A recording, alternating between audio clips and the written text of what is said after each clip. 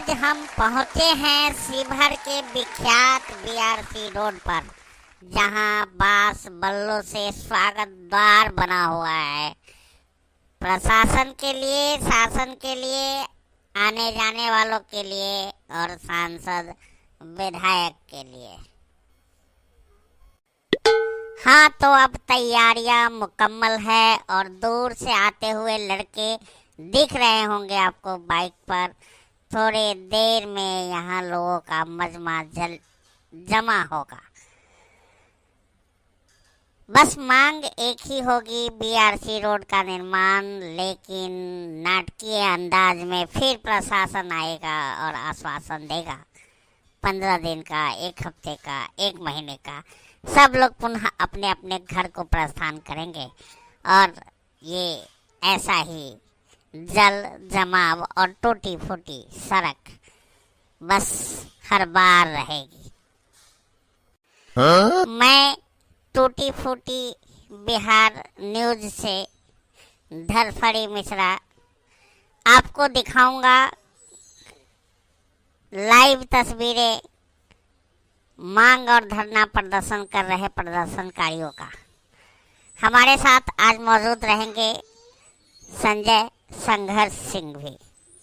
देखते हैं आज क्या होता है। पूर्व की तरह ही आश्वासन से प्रशासन का काम चल जाता है या इससे आगे भी कोई बात बनती है, तो देखते रहिए टूटी फूटी बिहार न्यूज धरफड़ी मिश्रा के साथ। हाँ, तो जैसा कि अब आप देख रहे हैं, लोग यहाँ जुट चुके हैं और सड़क पूरी तरह जाम कर दिया गया है। लोगों का कहना है कि बीआरसी रोड का निर्माण जब तक प्रारंभ नहीं होगा तब तक हम इस सड़क को जाम ही कर देते हैं, क्योंकि दुर्घटनाएं भी होती होंगी। इसी बीच हमारे बीच पहुंच गए हैं संजय संघर्ष सिंह। तो लीजिए, अब हम पूछते हैं संघर्ष जी से। ओ संघर्ष जी, आप बताइए, ये लोग ऐसे ही बैठा रहेगा, हर बार धरना प्रदर्शन करेगा कि बीआरसी रोड का निर्माण भी होगा? मिश्रा जी, सवाल तो आप ठीक पूछे हैं, लेकिन बात वही है कि आखिर निर्माण कैसे होगा। प्रशासन कभी 15 दिन का समय देती है तो कभी 1 हफ्ते का। प्रशासन को भी ये कंफर्म कहाँ होता है कि 15 दिन में संभव होगा कि 1 हफ्ते में। आखिर संभव क्या होना है? ठेकेदार से बातचीत, अधिकारी कर्मचारियों का कुछ कमीशन अटका होगा, सांसद विधायकों का भी कुछ अटका हो सकता है। संभव है कि प्रशासन सोचती हो कि कमीशन वाला हिसाब किताब फरिया जाएगा 15 दिन में और काम चालू हो जाएगा, ठेकेदार भाग रहा हो कहीं और। अब सवाल यह है कि किसी न किसी को तो जरूर ही प्राप्त नहीं हो रहा है। या तो अधिकारी कर्मचारियों को उनके अघोषित कमीशन प्राप्त नहीं हो रहे हैं, या सांसद विधायक को हिस्सा प्राप्त नहीं हो रहा होगा। लेकिन कुछ भी हो, जनता को ये बीआरसी की सड़क प्राप्त नहीं हो पा रही है। हर बार बांस लाओ, बल्ली लाओ, बांधो, छानो, बैठो, रोड चिल्लाओ, फिर पहले थाना आएगी, फिर सीओ आएगा, फिर ये आएंगे, फिर वो साहब आएंगे और कहेंगे कि 10 दिन और, 5 दिन और, 15 दिन और। आखिर ये सिलसिला कब तक चलेगा? ये चिंता का विषय तो जरूर ही है। प्रशासन का रवैया चाहे जैसा भी हो, नेताओं का रवैया चाहे जैसा भी हो, लेकिन आप इन लोगों के प्रयास को कैसे देखते हैं, किस नजरिए से देखते हैं? क्योंकि आपका देखने का नजरिया भी तो थोड़ा अलग रहता है। देखिए मिश्रा जी, अपने हक की आवाज उठाना कहीं से भी गलत होनी चाहिए। सवाल है कि संवैधानिक और असंवैधानिक तरीके की भी कोई बात नहीं हो सकती है। संविधान में सबको जीने का अधिकार प्राप्त है, सबको स्वतंत्रता का अधिकार प्राप्त है। हमारे मौलिक अधिकार में हमारी मौलिक सुविधाएं आती हैं, सड़क, पुल, पुलिया, ये मांगना हमारा अधिकार है। और अपने अधिकारों के लिए धरना प्रदर्शन जैसी तमाम क्रियाएं, ये तो संवैधानिक है।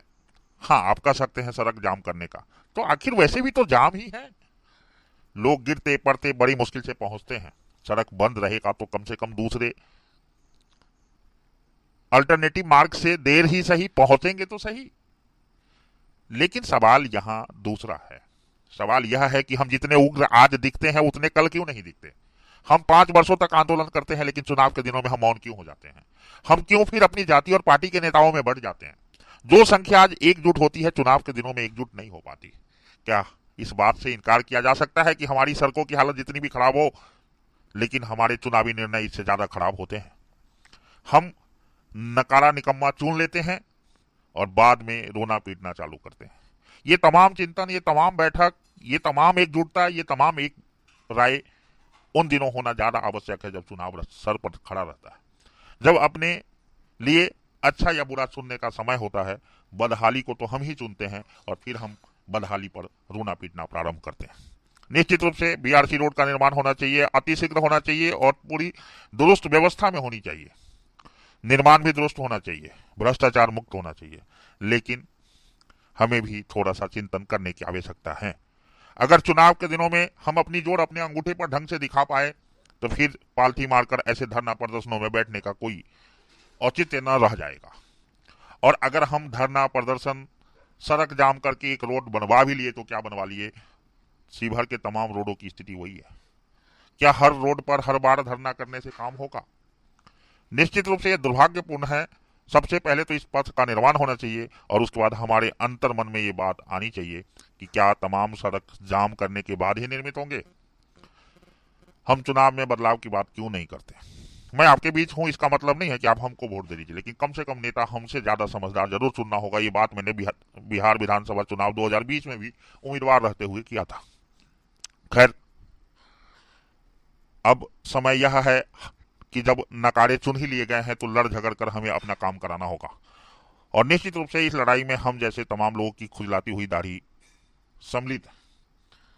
जाइए, थोड़ा डीएम साहब को कहिएगा, फिर एक आध हफ्ते का आश्वासन है कि जल्दी कम्बा चालू होगा। हम तो कहेंगे ही, अभी ये जा रहे हैं कहने, लेकिन थोड़ा आप भी मजबूती से बात को रखिए। देखिए धरफड़ी मिश्रा जी, हम कितने मजबूत हैं ये आप जानते हैं, हमारी मजबूती क्या है ये भी आप जानते हैं। अरे हम खुजलाती दाढ़ी के कारण अपनी विचारधारा पर चले जा रहे हैं।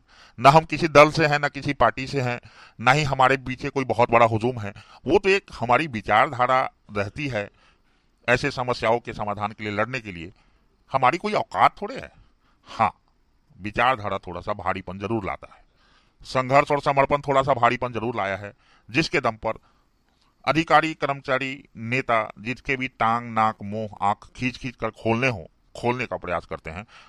निश्चित रूप से अब शासन, प्रशासन, नेता, सत्ता और सरकार का कान, नाक, मुंह जबरदस्ती खुलवाएंगे और बीआरसी रोड इन तमाम बंधुओं के सहयोग से जल्द ही बनवाएंगे। अब आश्वासन से काम नहीं चलेगा, धरातल पर काम करना होगा जिला प्रशासन एवं विधायक सांसदों को। ठीक है मिश्रा जी, मिलते हैं अगली बार, तब जब निर्माण हो जाए। एक बात भूल रहे हैं आप। क्या? चाय? अरे चाय आपको पिलवाएंगे बीआरसी रोड निर्माण के बाद।